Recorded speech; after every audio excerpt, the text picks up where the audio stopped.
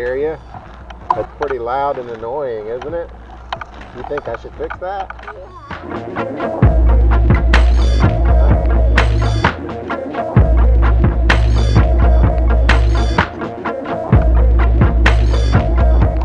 Indeed. Welcome to the Grokshop.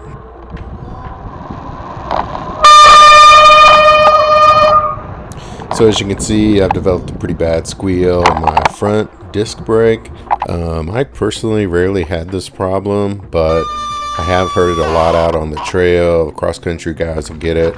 And a lot of times it has to do with getting lube or other contaminants on the rotor. But somehow I did develop this gnarly squeal. You can see there it squeaks a little bit even when it's not under load. So how to fix? So the easiest potential solution will be to clean the rotors and the pads up real well. We're going to just try the rotors first. You can use brake cleaner or alcohol. Here I'm using a 99% isopropyl alcohol to clean the rotor. And a lot of times you may get lube or something on your rotor, and it can cause a lot of noise and ineffective braking.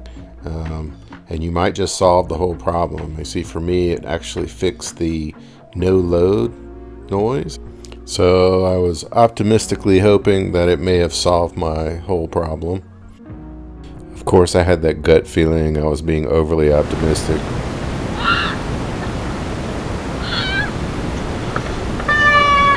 I didn't fix it. So probably the next easiest thing to do here would be to resurface the pads by sanding them down a little bit. And I'm going to do that, but I figured if I'm going to do that, I might as well resurface the rotors too, because it's going to have to be rebedded or reseated, the pads and the rotors. So I like to start with a clean surface on both. So I'm going to go ahead and take the rotor off here and get started on that.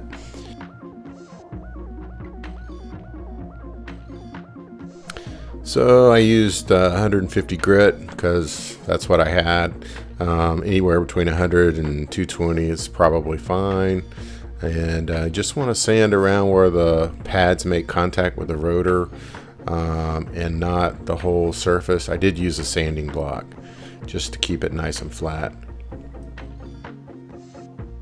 I'm using Shimano XT M785s. Basically the way it works, you just pull this little clip off the end of this bolt that goes all the way through the two pads and then unscrew the bolt all the way out.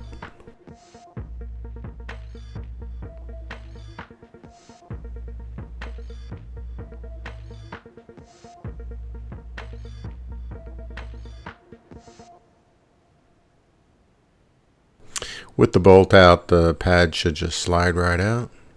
They are spring loaded, so be careful they don't pop out of your hand. Yeah, these brake pads and other little parts could get pretty dirty. I just decided to put everything into a jar and throw some brake cleaner in there. You could use the alcohol. It's just as good.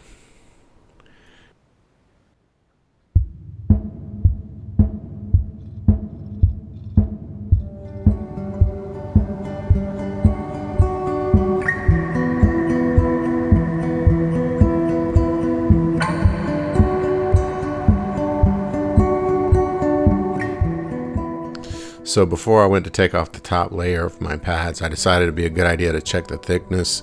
Shimano only recommends thickness by the pad material itself, which is almost impossible to really measure.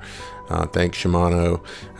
But you can subtract off the backing and get the thickness to come out to about 1.5 to 2 millimeters for the combine. I'm sitting here at 3.7. I mean, I would probably replace them if they got below 2.5 total thickness of pad plus backing.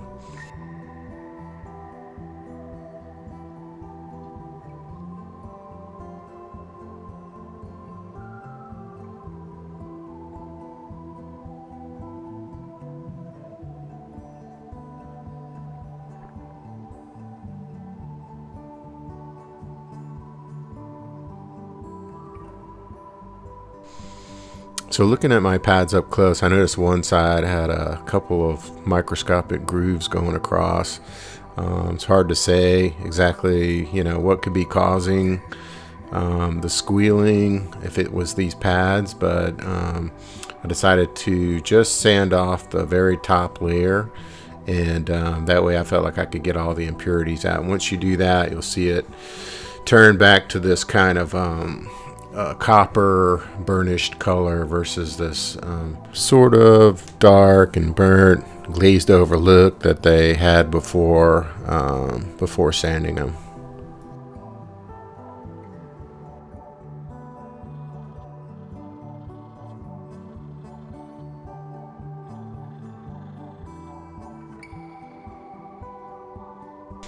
So one last touch up on the rotor here, then I'll clean it up with some alcohol, and as well clean the pads up with a little alcohol before putting it back on.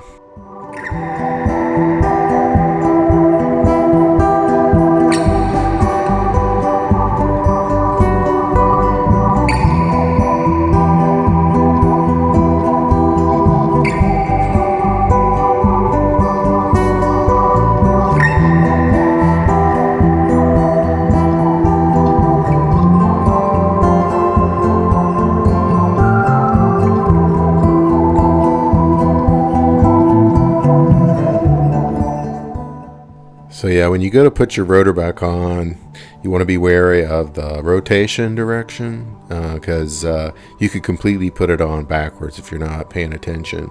So I have to actually hold it up to the bike and imagine the ground going by, but works for me.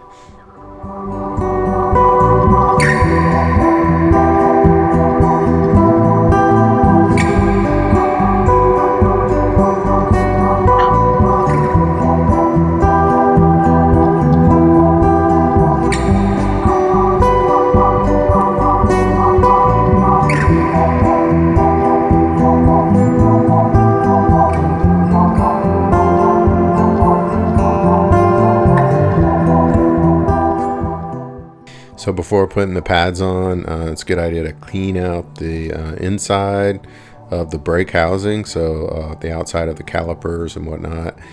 You could probably actually use compressed air, but the brake cleaner gets it that extra little shine.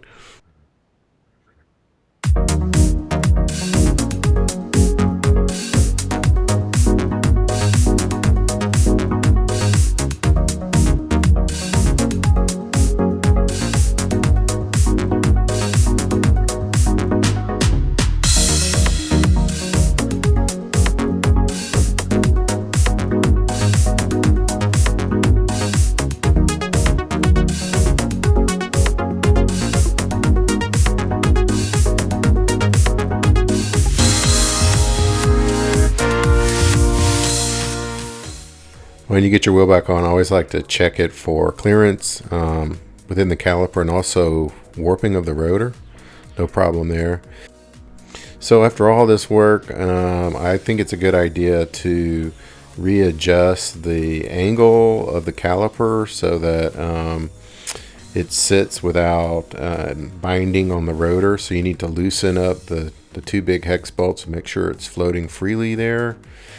And when it's floating freely, you can kind of wiggle it around because you want it to float right on the rotor, and then spin the wheel and then clamp down on the brakes and keep the brakes clamped down. I use my foot there to clamp the brakes, hold the brakes down, and then tighten it back up.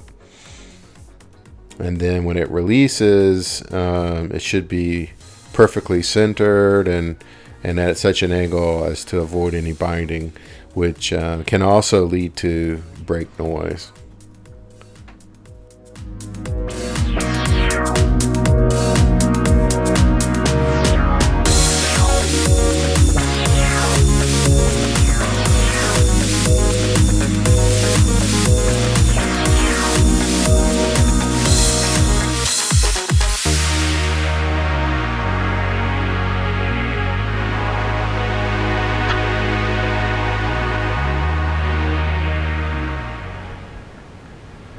So first, just a few gentle squeezes on the brakes just to confirm the noise was gone, and Indeed it was. Then it's time to bed it in, which means getting it up to about 10 or 12 miles per hour and then putting a steady brake on and repeating that 10 or 20 times until some of the pad material gets embedded into the rotor itself. It's a material transfer. And then once you get it bedded in, you should be fine to shower down on it later if you need to without any complications. But one final on caliper cam test run post repair with a little jump.